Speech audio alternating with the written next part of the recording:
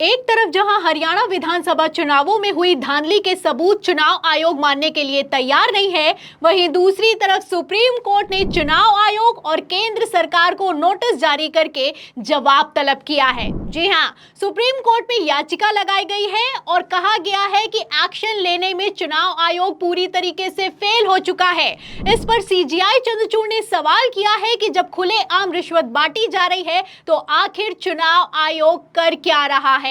तो supreme court में क्यों हंगामा हुआ है, क्यों जबरदस्त भड़के हैं सीजेआई चंद्रचूड़ और कैसे बीजेपी और चुनाव आयोग की लंका लगाई है, आपको एक एक करके बताएंगे। जो नोटिस जारी किया गया है उसमें क्या लिखा है उस पर भी आएंगे, लेकिन सबसे पहले शुरुआत उस खबर से करते हैं जिससे इतना साफ होता हुआ नजर आ रहा है कि महाराष्ट्र और झारखंड की चुनाव की तारीखों के ऐलान के साथ ही पेच फंस गया है। तो सबसे पहले आप खबर देखिए कि इस खबर में लिखा क्या हुआ है। देखिए, खबर में लिखा हुआ है कि सुप्रीम कोर्ट का केंद्र सरकार और चुनाव आयोग को नोटिस, मुफ्त उपहारों वाली योजनाएं रिश्वत तो नहीं। तो जो चुनाव के दौरान मुफ्त के उपहार बांटे जा रहे हैं, क्या ये रिश्वत है? और अगर ये रिश्वत है तो चुनाव आयोग कर क्या रहा है? आपको बता दें, सुप्रीम कोर्ट में सीजेआई चंद्रचूड़ ने एक याचिका पर सुनवाई की है और इस सुनवाई के दौरान केंद्र सरकार और चुनाव आयोग से जवाब तलब किया है, नोटिस जारी कर दिया है। और इस याचिका पर सुनवाई सुप्रीम कोर्ट में तब हुई है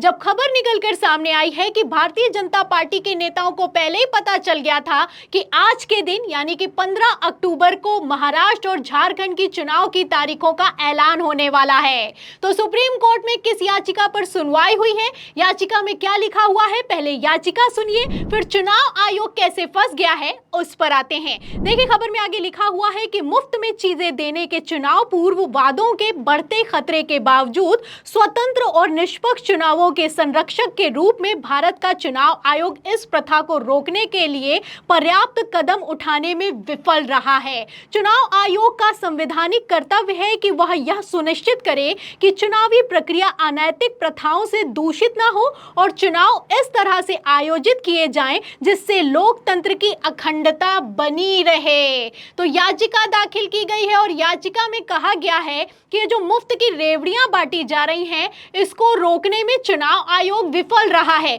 जबकि चुनाव आयोग को सबसे पहले इस पर एक्शन लेना चाहिए क्योंकि ये लोकतंत्र की बात है। अब यहां पर मैं आपको बता दूं, रोकना तो दूर की बात है, खबरें तो यहां तक निकलकर सामने आ रही हैं कि चुनाव आयोग इस प्रथा को सपोर्ट करता हुआ नजर आ रहा है। आपको बता दें, पहले ही खबर निकलकर सामने आ गई थी, विपक्ष के नेताओं ने आरोप लगाया है चुनाव आयोग पर कि भारतीय जनता पार्टी के नेताओं को पहले ही बता दिया गया है कि महाराष्ट्र और झारखंड में चुनाव की तारीखें क्या होने वाली हैं। चुनाव आयोग एक कठपुतली की तरह काम कर रहा है और ये कोई हवाई बात नहीं है। आपको बता दें, भारतीय जनता पार्टी के मुख्यमंत्री हेमंत बिस्वा शर्मा की तरफ से बयान निकलकर सामने आया कि कल चुनाव की तारीखों का ऐलान हो जाएगा और वही कुछ हुआ भी है। अब ये कितना कॉन्फिडेंशियल होता है और ये खबर कैसे भारतीय जनता पार्टी के नेताओं के पास चुनाव आयोग ने पहुंचाई है, आप समझ सकते हैं। एक तरफ भारतीय जनता पार्टी के नेताओं को यह पता चला कि आज चुनाव की तारीखों का ऐलान होने वाला है, वहीं दूसरी तरफ ठीक एक दिन पहले बीजेपी ने लगातार एक के बाद एक मुफ्त की रेवड़ियां बांटी हैं। महाराष्ट्र में तो हद पार कर दी गई है।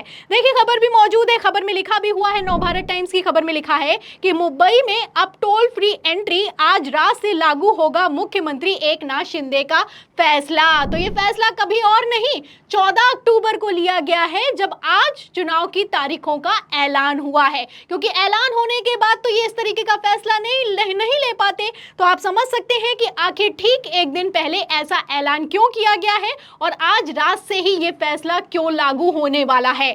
आगे एक और खबर है, खबर में देखिए सारी खबरें मौजूद है और इन खबरों से आप अंदाजा लगा सकते हैं कि कैसे चुनाव आयोग का खेल फुल एक्सपोज होता हुआ नजर आ रहा है। देखिए, खबर में लिखा है नवभारत टाइम्स की, महाराष्ट्र की लाडली बहनों के खाते में इस महीने आएंगे 3000 दिवाली बोनस देने जा रही है शिंदे सरकार। अब ये दिवाली बोनस देने जा रही है या फिर कि महिलाओं को लुभाने की कोशिश की जा रही है, आप समझ सकते हैं। ये भी खबर एक दिन पहले निकलकर सामने आई है। अब इनको लगता है कि जो दिवाली का बोनस है उसे पहले दे देना चाहिए, वो भी चुनाव की तारीखों के ऐलान के ठीक पहले दे देना चाहिए। इतना ही नहीं, भारतीय जनता पार्टी ने महाराष्ट्र के चुनावों में तो इतनी जी जान लगा रखी है कि जिन मुसलमानों को लेकर ये लोग ये कहते हैं कि हमें मुस्लिम वोट बैंक चाहिए ही नहीं, उन मुस्लिमों को भी रिझाया जा रहा है।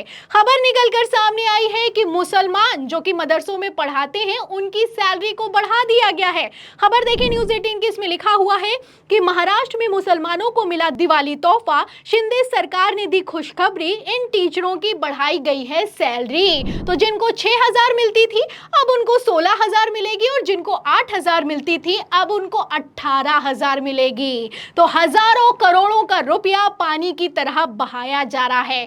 आप देख सकते हैं एक तरफ सुप्रीम कोर्ट में सुनवाई चल रही है, दूसरी तरफ खबर यह निकलकर सामने आई है कि बीजेपी के नेताओं को तो पहले ही पता था कि आज डेट आने वाली है चुनाव की, इसलिए मुफ्त की रेवड़ियां बांटी जा रही हैं। और सिर्फ यहां पर बीजेपी के नेताओं की, मुख्यमंत्री की बात नहीं है, प्रधानमंत्री नरेंद्र मोदी भी आप अच्छे से जानते हैं कि कैसे चुनाव से ठीक पहले करोड़ों की सौगात देने में माहिर हैं। महाराष्ट्र में भी यही हुआ है, क्योंकि महाराष्ट्र में इस बार बीजेपी की इंडिया गठबंधन के सामने कितनी हालत खराब है आप जानते हैं, इसीलिए रेवड़ियां पर रेवड़ियां बांटी जा रही हैं। खबर भी मौजूद है, देखिए खबर पत्रिका की, इसमें लिखा भी है कि पीएम मोदी ने महाराष्ट्र को दी 7600 करोड़ की सौगात, 10 सरकारी मेडिकल कॉलेजों का किया है शुभारंभ। तो शुभारंभ किया जा रहा है, रेवड़ियां बांटी जा रही हैं। अरे भैया, अगर देना ही था तो पहले ही दे देते, लेकिन अब क्यों दिया जा रहा है आप समझ सकते हैं। कैसे वोटर्स को लुभाया जा रहा है, कैसे वोटर्स को गुमराह किया जा रहा है, ये खबरें अपने आप में साफ करती हुई नजर आ रही हैं। और इन खबरों के बीच सबसे बड़ी बात तो ये है कि चुनाव आयोग कोई एक्शन लेना तो दूर की बात है, पहले ही खबर को लीक कर देता है कि कब कहां पर चुनाव होने वाले हैं। फिलहाल मैं आपको बता दूं कि इसी को लेकर सुप्रीम कोर्ट में याचिका दाखिल की गई है और इस याचिका पर किसी और ने नहीं बल्कि chief justice of India Chandrachud ने सुनवाई की है और सुनवाई के दौरान वो जबरदस्त भड़के भी हैं। खबर भी देख सकते हैं आप, इसमें लिखा भी हुआ है कि मुफ्त की रेवड़ियों पर केंद्र सरकार और चुनाव आयोग से जवाब तलब किया गया है। आपको बता दें कि एडवोकेट अश्विनी उपाध्याय ने इस याचिका को दाखिल किया और याचिका को दाखिल करते हुए ये मांग की कि जिस तरीके से चुनाव करवाया जा रहा है ये तो लोकतंत्र की हत्या चल रही है। पहली बात तो ये है कि जो सरकारी राजकोष है उस पर भार बढ़ रहा है और दूसरी बात ये है कि खुले आम रिश्वत बांटी जा रही है, पैसा बांटा जा रहा है, लोगों को लालच दिया जा रहा है, प्रलोभन दिया जा रहा है। जो सरकार है वो कोई लॉन्ग टर्म सॉल्यूशन तो सोच नहीं रही है, लेकिन हाँ इंस्टेंट सॉल्यूशन किया जा रहा है, इंस्टेंट मनी दी जा रही है। इससे वोटर्स में लालच पैदा हो रहा है और लालच तो इस कदर पैदा किया जा रहा है कि मैं आपको बता दूं कि हरियाणा के विधानसभा चुनावों में तो इन लोगों ने हद पार कर दी।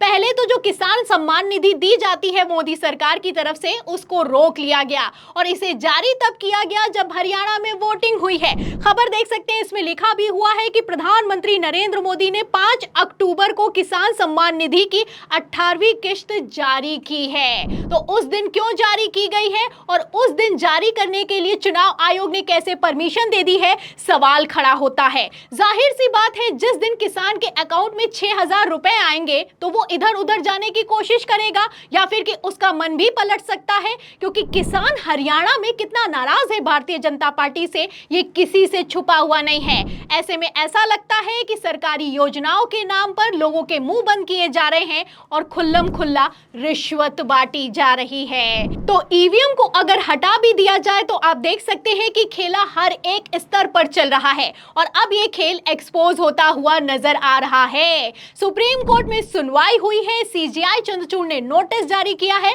और नोटिस जारी करते हुए जवाब तलब किया है। अब इस नोटिस पर चुनाव आयोग क्या जवाब देगा और मोदी सरकार क्या ही बोलेगी, इस सवाल के जवाब में इस पूरी खबर पर आपकी क्या राय है हमें कमेंट बॉक्स में जरूर लिखें। वीडियो को ज्यादा से ज्यादा शेयर करें, हमारे चैनल को लाइक करें, सब्सक्राइब करें, ज्वाइन करें। फिर मिलते हैं अगली खबर के साथ, तब तक के लिए धन्यवाद।